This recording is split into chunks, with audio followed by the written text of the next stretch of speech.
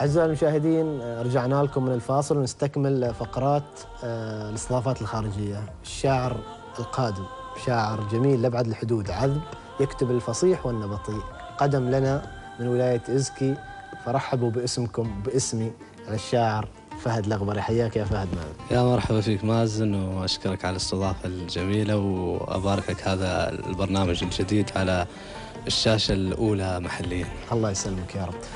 فهد، نبدأ من حيث نهاية التقديم، الفصيح والنبطي. أنت ما تحس أن في مجال يأثر على الآخر مثلا؟ والله مازن، هذا سر قد يعرف القريبين مني أكثر. اللي هو كانت بداياتي يعني في الشعر الفصيح، طبعا بحكم يعني البداية المبكرة من خلال مناهج، نصوص المدارس، القراءات في شعراء سابقين.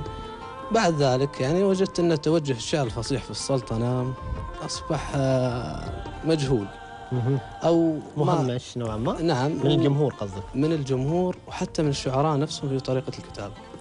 يعني أنا من خلال اطلاعي على العديد من نصوص الشعراء الفصيح أصبحت يعني، وأنا بكوني شاعر، الكثير من النصوص لا أفهمها ولا أعرف يعني الشعراء وش قصته فيها، يعني طريقة الكتابة، حتى في بعض الأحيان يعني لدرجة أنك موضوع القصيدة يعني ما تعرف وش تأويله. يعني هل هو يعني مثلا يكتب الحين عاطفي، أو يكتب مثلا عن الموت، أو يكتب عن الصحراء، أو رثاء أو مدح بهذا الشكل. فكان الاتجاه يعني للشعر النبطي، والحمد لله يعني كان في قبول كبير. وطبعا بين الوقت والآخر أنا لازلت مواصل يعني في بعض القصائد بالشعر الفصيح. جميل جميل. إزكي، سؤال يمكن أنت اعتدت أنك تسأله وتسمع بعد كل أمسيات يعني. قصائدك نوعا ما تدل على أنك من إزكي، وهي نوعا ما سلبية. أنت إيش ردك على الناس اللي تنتقدك من هذه الناحية؟ ومن ناحية أخرى إيش الأسباب اللي ما تخليك تكتب لهجتك المحلية البحتة؟ طبعا شوف مازن، احيانا كل جانب ادبي انا من وجهه نظري يعني له مفرداته الخاصه، او له قاموسه وطريقه كتابه هذا الفن الادبي. على سبيل المثال انت لما تكتب القصه القصيره هناك في اشياء وفي يعني اسس تكتب على اساسها. نفس الحاله في المعجم الخاص بهذا الفن، ومن ضمن الاشياء الشعر النبطي، فهي في مفردات هي جاهزه يعني للكتابه بالشعر النبطي. صحيح ان البعض قد يقول انه هي ابن البيئه، ولكن أحيانا قد يستخدم مفردات ما موجودة في بيئته. صح. ولكن هذا من أجل يعني طريقة الكتابة تحتم عليك أحيانا استخدام بعض الكلمات إنها تثري هذا الجانب. هي مثلا في الشعر الفصيح تستخدم كلمات فصيحة موجودة في المعجم فقط، ما حد يستخدمها أبدا. صح.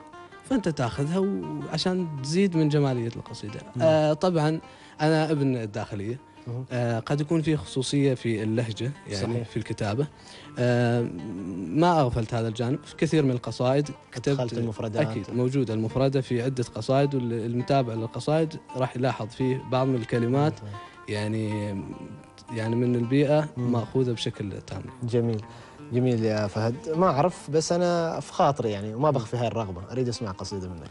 طيب إن شاء الله نبدأ قصيدة.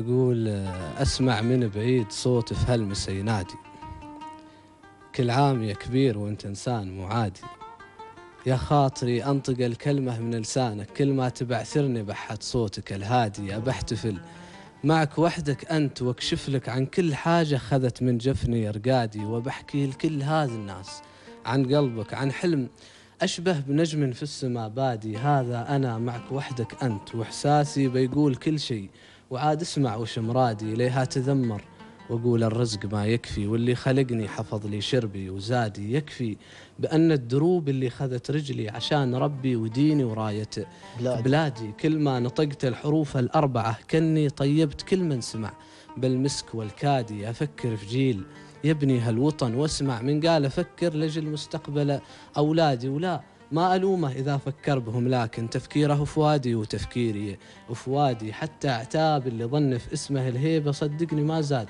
غير بحلمي عنادي، من يبغي يفاخر يشمرنا ذراعه، هالفخر ما هو بقولة كان وجدادي، معاه تفرق كثير اليوم لو قلنا سالم بن سعيد ولا سالم البادي، حويت أبعاد بعض الناس لكني وسط الحزن عاجز أحوي بعض أبعادي، الله يا الشعر كيف تصور الفكرة وتهيض النفس كل ما تسمع الحادي هذا أنت. من يوم صرت أكتب لك الواقع زدت المحبين ومعهم زدت حسادي. أبعثر بكل عفوية تفاصيلي وأجمع بشكل ودي أجمل أضدادي. وأتذكر أمي وهي توبخني بجملة لا عاد تعصي كلامي من هنا وغادي. وأيام في المدرسة نتناقل الواجب ونكتب عن الحب في الصف أول إعدادي. الحين غابت كثير أشياء من حولي والفقدها كل ليلة يبكي يمدادي. يقولوا له اللي وصل ضامي وأنا سقيته حتى إذا خلص الماء قرر بعادي. إن انتظرته كثير وكنت متأمل يرجع في إيده هدية عيد ميلادي. يمكن إذا زاد شوقه ياتي ويمكن مكتوب أقضي بدونه باقي أعيادي. يكفيني واحد همس لي في هذه الليلة كل عام يا كبير وانت إنسان مو عادي. يا سلام يا سلام، كل عام يا كبير انت إنسان مو عادي. يا سلام عليك، صح الله لسانك. قصيدة جدا جميلة يا فهد وما هي غريبة عليك. موضوع الفجوة بين الأجيال، يعني ما أعرف، بس أنا بحكم وجودي في الساحة أؤمن بهالشيء. يعني في فجوة كبيرة بين خاصة جيل الشباب والجيل اللي سبقنا. يعني أنا أريد أسألك أنت إيش أسباب هذا وجود هذه الفجوة وكيف ممكن نردمها يعني نتخلص منها؟ شوف مازن، خلينا نكون واضحين. هي كيفية توثيق التجربة. يعني هناك في تجارب كانت يعني لمدة سنوات، لكن وين توثيقهم لهذه التجربة؟ أنا الحين شاب في مقتبل العشرينيات أريد أبحث مثلا عن اسم واصل. يعني طبيعي وين راح أبحث عنه؟ راح أبحث عنه في الإنترنت، في المنتديات، في اليوتيوب، في المكتبات، في الكتب في المكتبات على سبيل المثال. رغم أن هذا الأمر يعني قد يكون فيه صعوبة كبيرة بحكم يعني توافر الكتب كذا. فالحاصل أنت لما تريد تقرأ يعني عندك المادة اللي تطلع عليها يعني قليلة، ونفس الحالة صارت في وسائل أسرع. يعني الحين صار الكل على سبيل المثال يعني يتداول الشيء السريع والسهل اللي من ممكن يجذبه. وغياب الشعراء عن منابر، يعني الأجيال السابقة غيابها عن منابر الشعرية فعلا. وهذا الأمر يعني صار الحين مثلا في أمسيات الكليات والجامعات الحين ما تشعر أحيانا على سبيل المثال في أشقائنا في الدول الخليجية تجد شعراء يعني الحين وصلوا لل50 وال60 وهم يتصدروا أسماء الإعلانات، في حين أن أمسياتنا في السلطنة نجد شباب وشعراء العشرينات هم يتصدروا وبالعكس هم مستحوذين يعني الجماهيرية. فهذا الغياب وهذه الفجوة من المفروض ان يعني الشعراء اللي سبقوا في التجربة يكون تواصلهم أكبر. وأيضا المفروض من الشعراء الشباب أنهم نفس الشيء يضعون استراتيجية معينة.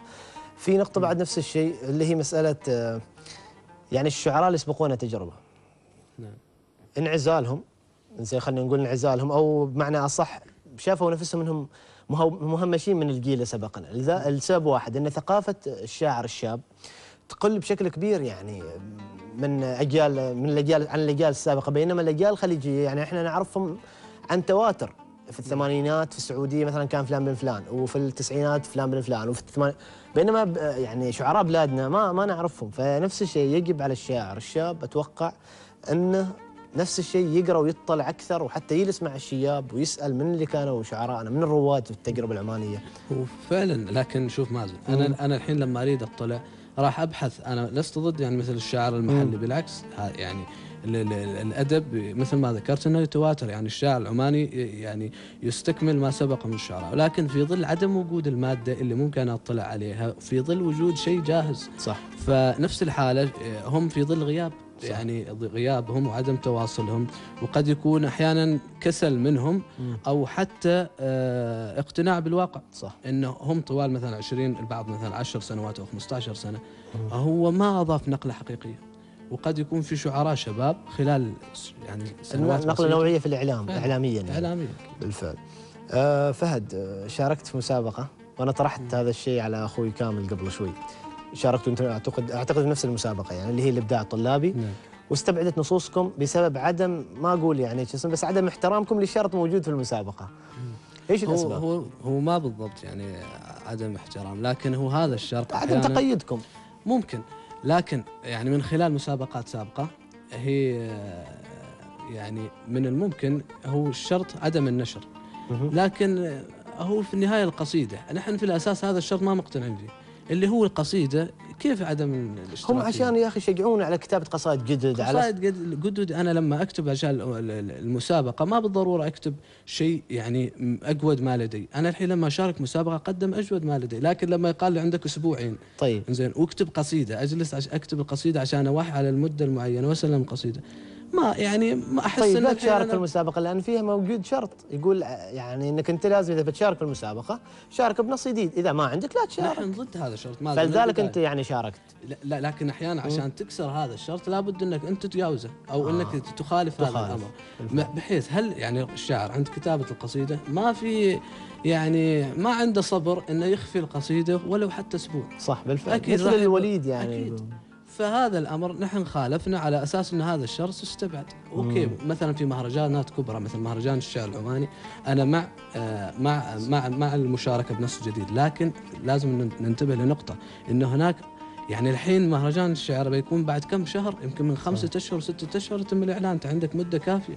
لكن إنه خلال أسبوع وأنت تجيب نص جديد أنا راح أكتب يعني أي شيء. صح. فعشان هذا الأمر جميل. وفي النهاية نقدر يعني لجنة التحكيم ورايهم نقدر. جميل. وضحت الصورة يا فهد. بس فهد بحكم أنك أنت رئيس جماعة الخليل للأدب، متهمين بوجود الشللية في جماعة الخليل، خاصة يعني لجنة الشعر النبطي، وفي نفس الوقت هذه الشللية أثرت سلبا على الجماعة والجماعة في انحدار.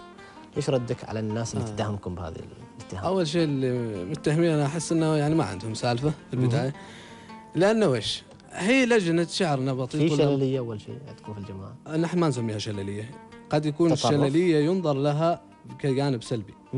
إن الشللية قد يكون شيء يعني ما طيب. الحاصل نحن لجنة ومجموعة من طلاب الجامعة معنا اجتماعات أسبوعية، نلتقي نطلع مع بعض حتى رمساتنا، بحكم أن نحن ما فقط يعني زملاء شعر، نحن أصدقاء يعني أصدقاء في الحياة خارج الشعر. كلكم ولا 3-4 أشخاص؟ مجموعة من الأشخاص. وفي النهاية نحن طبعا القلوب انت ما تملكها، يعني انا هذا ربيعي ولما امشي معه هل يعتبر ان نحن شلليه؟ يا اخي هذا زميلي يعني وين ما رحت دايم معي. الا بس ما تكون منصف في الفرص، يعني انا صديقي يقدم لي فرص اكبر على حساب مثلا وجوه جديده، على حساب، فهمت؟ هذا القصد من الشلليه يعني.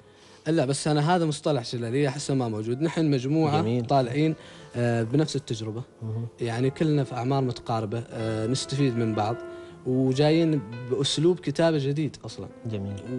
وصار حسينا يعني انه في قبول من خلال سواء داخليا او خارجيا. ويعني اصدق مثال يعني حتى يعني بدا يتسع النطاق وليس محليا، يعني من خلال لقاءات مجلات خليجيه، لقاءات تلفزيونيه، حتى تاهل البعض لمراحل متقدمه من برنامج شامل. جميل. فالبعض قد يكون لو نتائج كبيره لجماعه الخليل، فيصل فارس، يصير المعمري شاركوا في اخر نسخه وصلوا.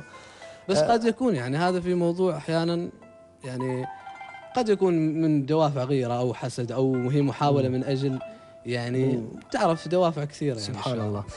فهد نسمع نص. طيب يقول: عسى ما عكرت صفو البريمي رغبة التغيير، ولا ضاقت من صدور العباد اللي سكنت فيها، ولا عانت سكوت بحجة العاجز عن التعبير قبل لا يرتفع صوت الدعاء. ربي خليها وانا ما غير اسولف عن غلاها، لن غلاها غير وهي ما همها غير الليالي كيف تقضيها، تنام وما قطع حلو الرقاد الا صباح الخير، على كثر الرسائل مسألة عن حال مغليها، ولا حست بواحد خالف العالم في خط السير، كثر ما يسأل اسباب السعادة وين الاقيها، لو انها سوت البعض الخلايا في دمي تكبير، درت بن الحنان اللي وصلها ما يكفيها، ونبته في الحشا ما عاد ترضى الري بالتقطير، يا ليت احساسها نهر يفيض ودوم يسقيها، وندري ما لحقني طول مدة وصلها تقصير، وهي تامر وتلقى اللي تبي في راحة يديها، بعد